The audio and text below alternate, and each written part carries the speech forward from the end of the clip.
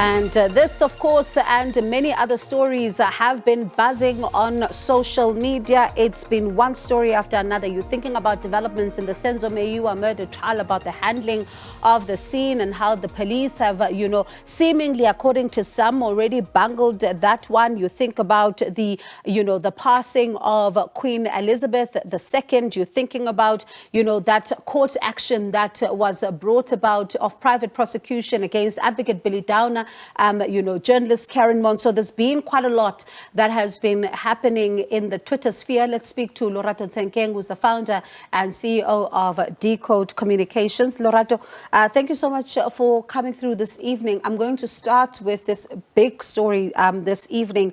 The Western Cape High Court ruling in favor of the public protector. I see it starting to be the big talking point on social media.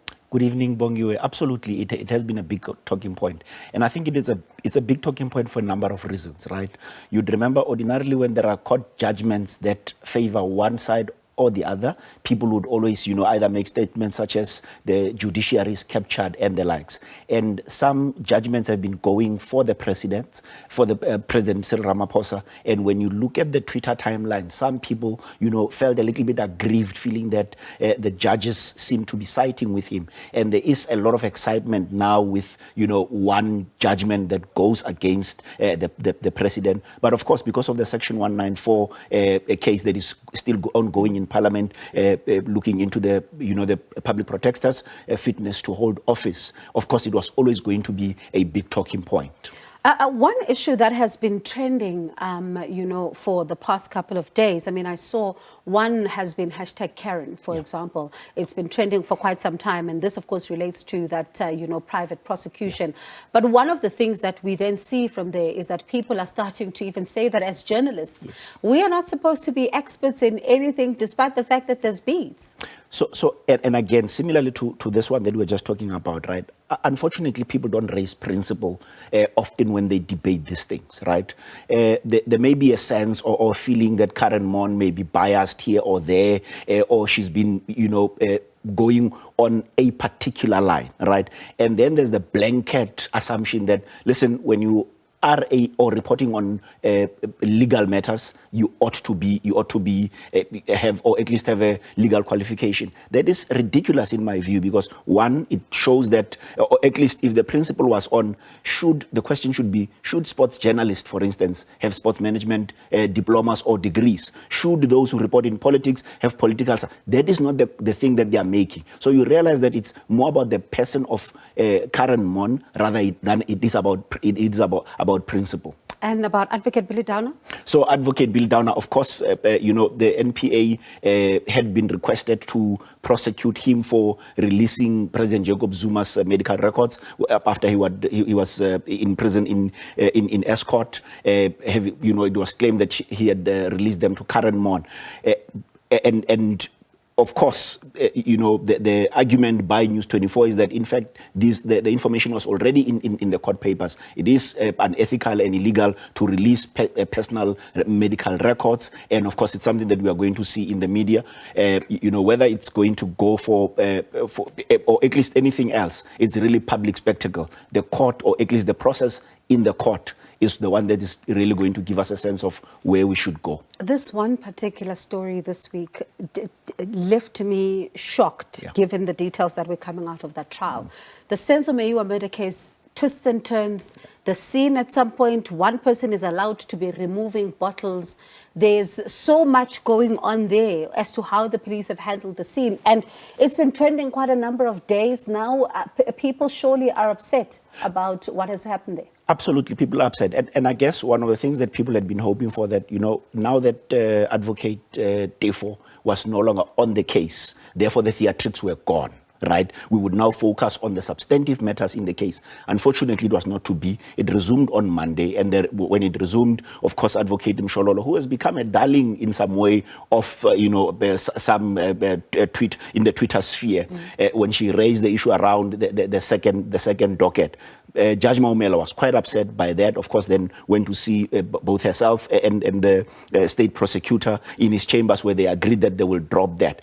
And again, Bongiwe, unfortunately, you know, now that we have the second witness on the stand, the hope was that we would see a better semblance, you know, if you compare to Sergeant Musia. Unfortunately, it is just proving that, or at least the confidence that South Africans don't have in the South African police services, both by their own lived experiences, because we see these things every day, right? But also now coming to light in this big case where you'd expect that, you know, not that, you know, celebrities ought to be respected more than ordinary South Africans, but, you know, the mishandling seems to be the order of the day. And even the second witness, very briefly, I mean, looking at the fact that he's even refusing to answer some of the questions, saying that his level of education has got nothing to do with this, and having to be called to order by the judge as well. Yeah.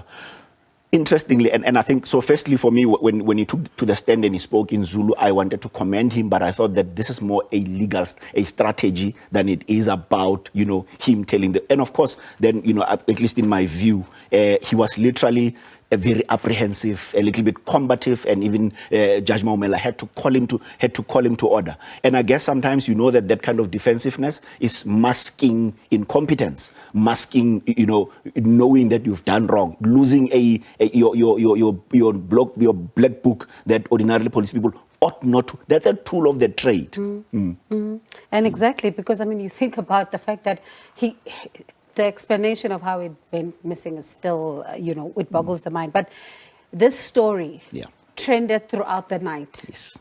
The passing of Queen Elizabeth II, from LND Gogo to hashtag memorial. This story is just having a life of its own. In fact, it's almost call it a week of two interesting turns. On Tuesday, the Queen meets with Liz Truss, you know, to confirm her as the newest UK Prime Minister, and 2 days later, she's reported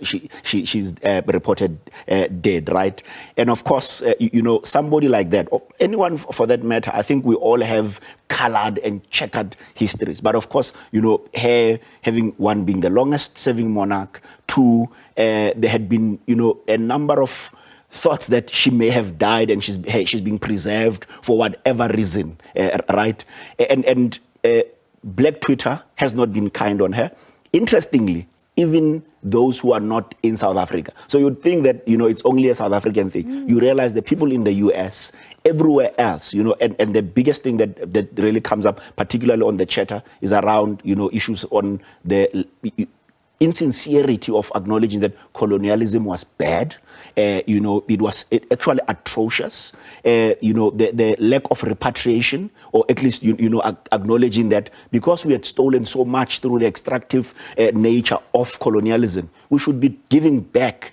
This thing of, you know, running the Commonwealth is all good and well, but a lot more had to be done. And of course, you know, a lot of the jokes are quite interesting. But the last one was one of the lawyers who said, you know, it's not funny to be laughing at old people. And yet, when Robert Mugabe had passed away, he actually made a joke. So those are some of the things that, you know, the interesting bits of how people are seeing her legacy, commenting on her legacy and her story. And it's interesting because, you know, the contrasts are there, because some are saying, you know, we're mourning her passing, others are saying we're not.